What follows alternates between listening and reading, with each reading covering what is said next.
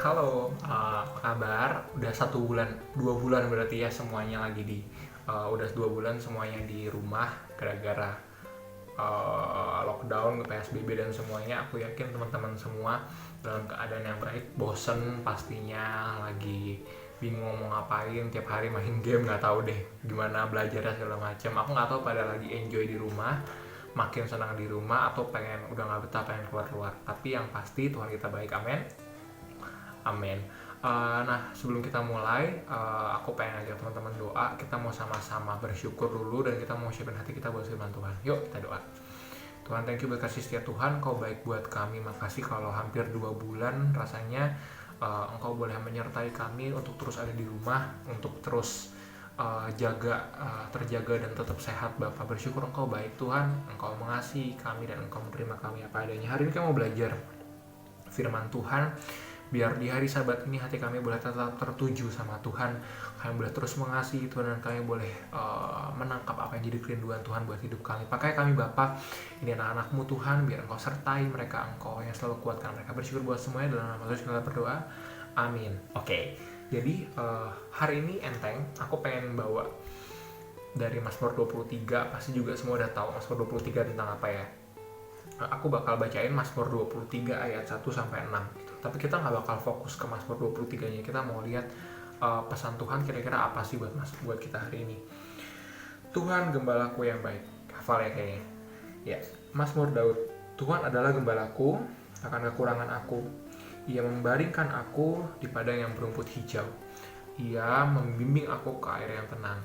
Ia menyegarkan jiwaku. Ia menuntun aku di jalan yang benar oleh karena namanya. Sekalipun aku berjalan dalam lembah kekelaman, aku tidak takut bahaya, sebab Engkau besertaku.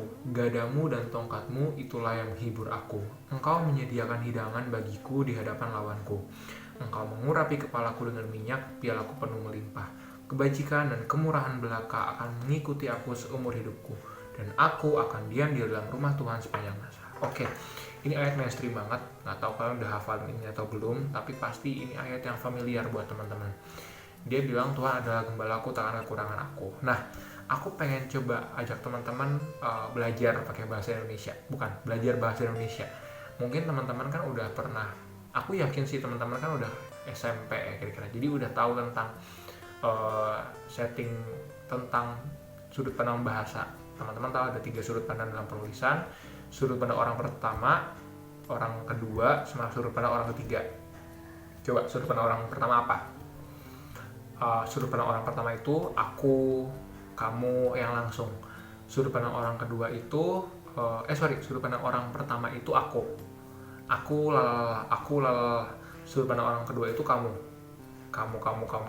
gitu. Sudut pandang orang ketiga itu adalah dia, mereka, ya gitu kira-kira ya. Jadi kebayang sudut pandang orang pertama itu aku, sudut pandang orang kedua itu kamu, sudut pandang orang ketiga itu dia, mereka gitu kira-kira. Nah, dalam Mazmur 23 ini tuh pembahasannya unik teman-teman. Kalau teman-teman perhatiin, Daud menulis ini dengan sudut pandang yang berbeda. Padahal sama-sama satu perikop, konteksnya barengan gitu. Tapi dua tulisan 3 ayat pertama dia bahas pakai sudut pandang orang kedua.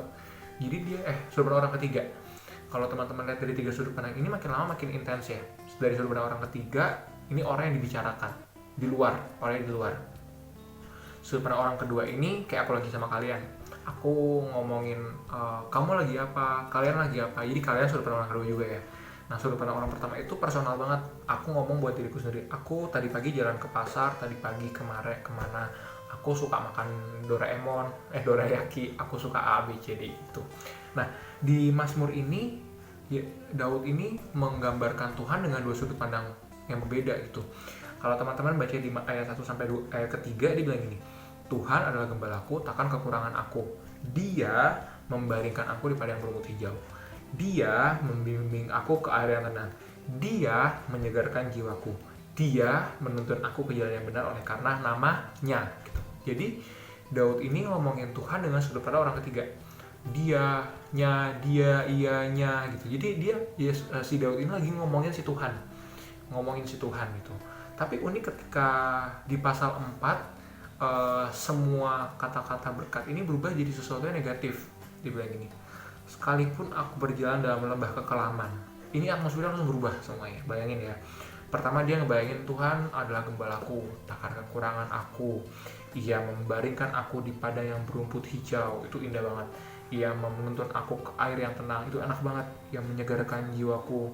Ia menuntun aku di jalan yang benar oleh karena namanya. Itu benar-benar yang semuanya smooth.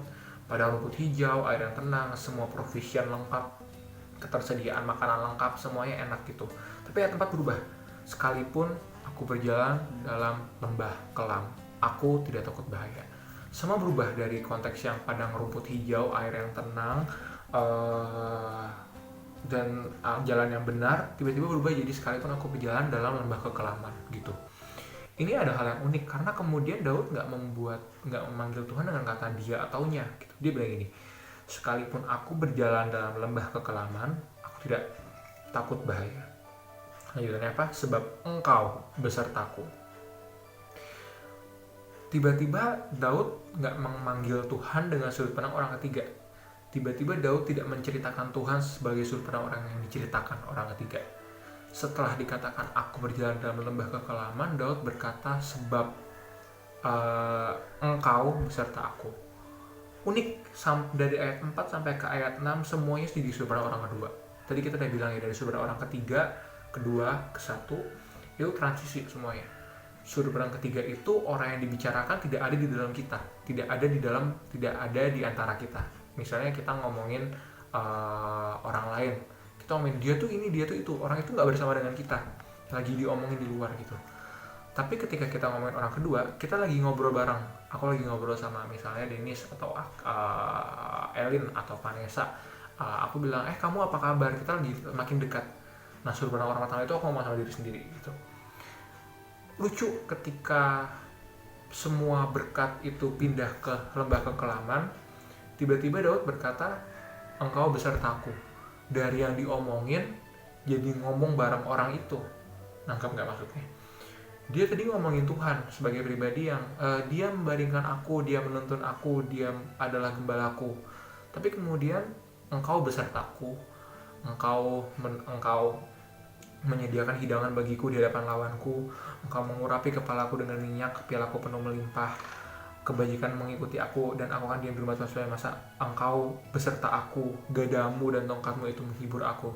Tiba-tiba sudut pandangnya berubah dari yang cuma diomongin jadi ngobrol bareng gitu. Nah, ini menarik teman-teman, karena akhirnya keintiman itu terjadi bukan ketika ada di padang rumput yang hijau.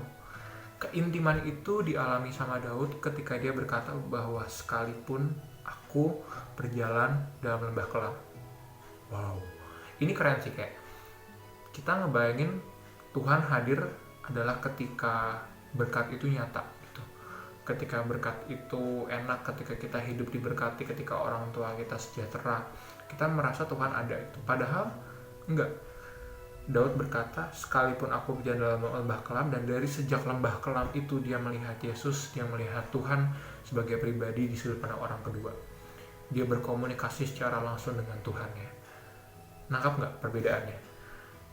Mungkin hari ini kita ngelihat berkat terus, kita mintanya berkat terus, kita doa Tuhan berkati aku, Tuhan limpahi aku gitu. Tapi tanpa kita sadari, kita nggak bersentuhan langsung dengan Tuhan itu. Di ayat 4 tiba-tiba berkata padang rumput itu berubah jadi padang, menjadi lembah kekelaman. Tapi kemudian Daud mengalami keintiman sama Tuhan. Dia dari yang jadi sudut pandang orang ketiga, dia menjadi sudut pandang orang kedua. Guys, ini keren. Mungkin teman-teman ada yang lagi ngalamin masa-masa kelam. Mungkin teman-teman ada juga yang lagi dalam berkat. Tapi percayalah, kita akan lebih merasakan Tuhan. Kita akan lebih mengenal Tuhan di dalam lembah kekelaman. Karena di situ engkau bisa melihat Tuhan yang penuh kasih. Di situ engkau bisa melihat Tuhan yang mencintai dirimu apa adanya. Yang mencintai dirimu bukan karena kekuatanmu, bukan karena kebahagiaanmu, bukan karena kepintaranmu, bukan karena kesuksesanmu, tapi yang mencintai engkau bahkan dalam keburukanmu gitu. Dan ini yang mau disampaikan sama pemazmur gitu. Dia mengalami Tuhan, dia mengalami kepenyertaan Tuhan, dia mengalami keintiman dengan Tuhan sehingga dia berkata-kata langsung dengan Tuhan, bukan di padang rumput yang hijau. Di padang rumput yang hijau dia membicarakan Tuhan, tapi di lembah kelam dia berbicara dengan Tuhan. Ini keren. Sekali lagi aku ulang, di padang rumput yang hijau dia membicarakan Tuhan, tapi di lembah yang kelam dia berbicara langsung dengan Tuhan. Dan bukankah ini dikatakan oleh Ayub di Ayub 42 ayat 5-6. Di akhir penderitaannya Ayub, ketika Ayub dalam keadaan yang ditegur sama teman-temannya, kehilangan semua-muanya, tiba-tiba Ayub pasal 42 ayat 5, dia berkata seperti ini. Ayub 42 ayat 5. Hanya dari kata orang saja aku mendengar tentang engkau. Tetapi sekarang mataku sendiri memandang engkau. Oleh sebab itu aku mencabut perkataanku dan aku menyesal duduk dalam debu dan abu. Ayub sebelumnya hidupnya bahagia, kaya raya, dia punya banyak anak, banyak ternak, kekayaannya melimpah. Tapi dia berkata, hanya dari kata orang saja aku melihat tentang engkau.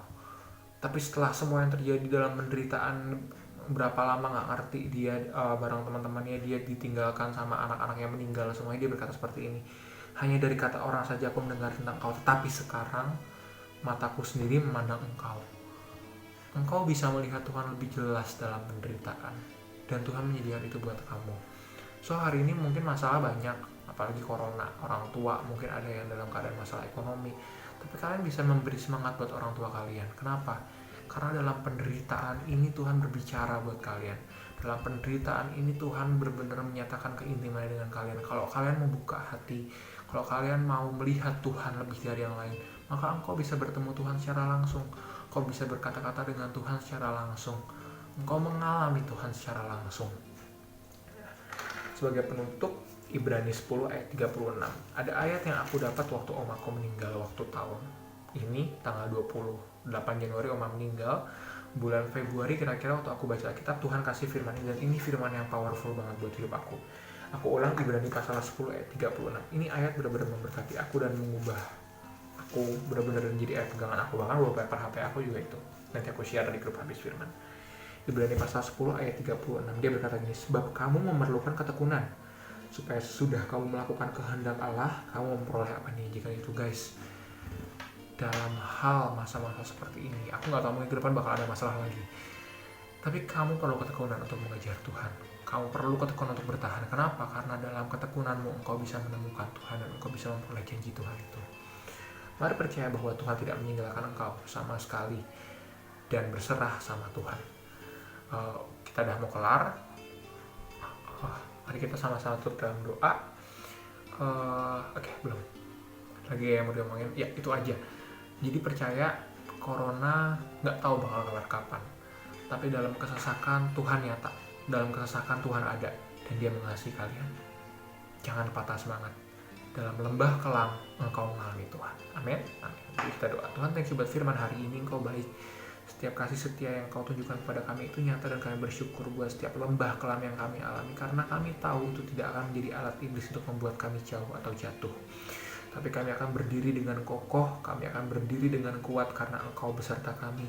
Kami akan mengalami keintiman yang lebih dalam dengan engkau karena kami percaya engkau Allah kami. Kami mau lihat engkau lebih nyata Tuhan, dan kami percaya engkau baik. Kami mau lihat engkau lebih nyata, dan kami mau berkata-kata dengan engkau Tuhan lebih kuat lagi. Mari buat hati kami terpikat sama engkau. Mari buat hati kami jatuh cinta sama engkau. Bersyukur buat semua Bapa, engkau baik. Dalam nama Yesus kami berdoa. Amin. God bless, Tuhan sayang kalian. Semangat. Hai Joyful Kids, kita ada lomba nih dalam memperingati kenaikan Tuhan Yesus yang di hari Kamis 21 Mei nanti. Lombanya gampang banget, yaitu lomba foto busana toko Alkitab. Karena itu, kalian boleh minta bantuan orang tua kalian untuk membantu kalian dalam mempersiapkan foto model tokoh Alkitab.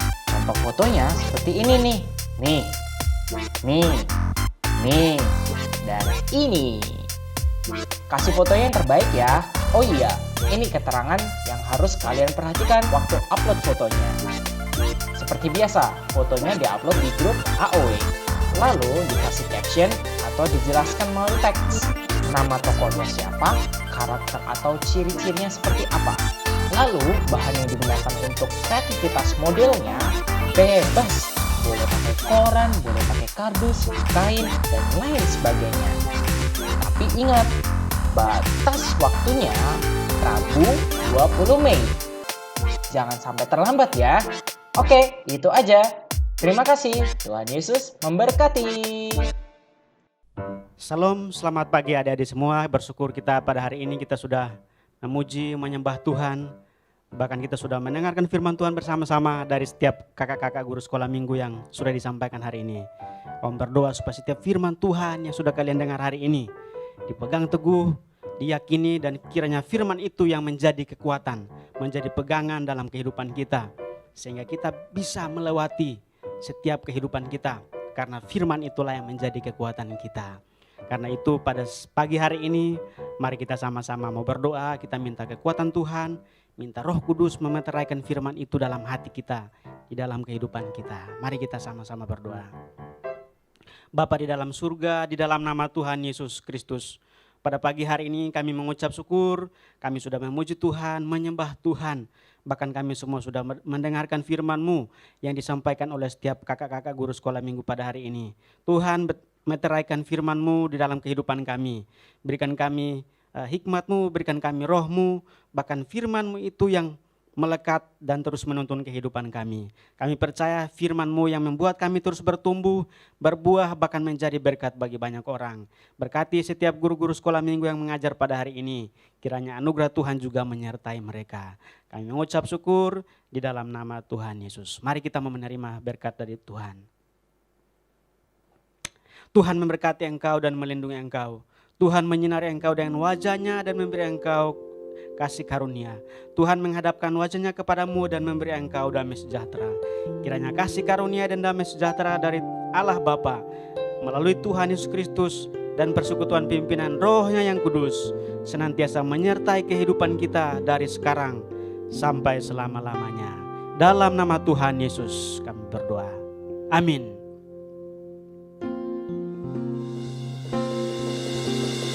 Terima kasih Yesusku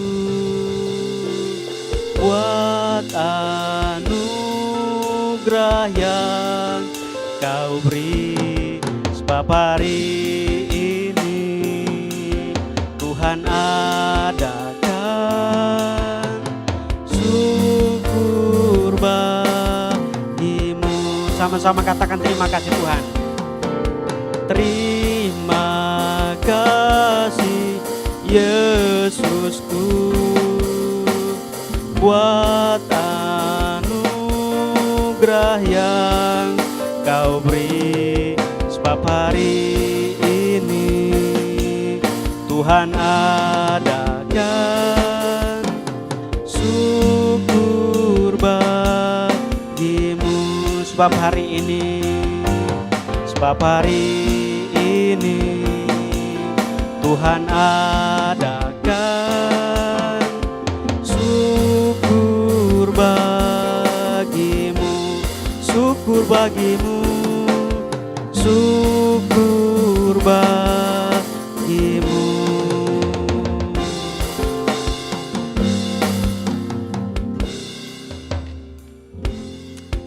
Selamat hari Minggu, Tuhan Yesus memberkati kita sekalian. Sampai jumpa minggu depan ya.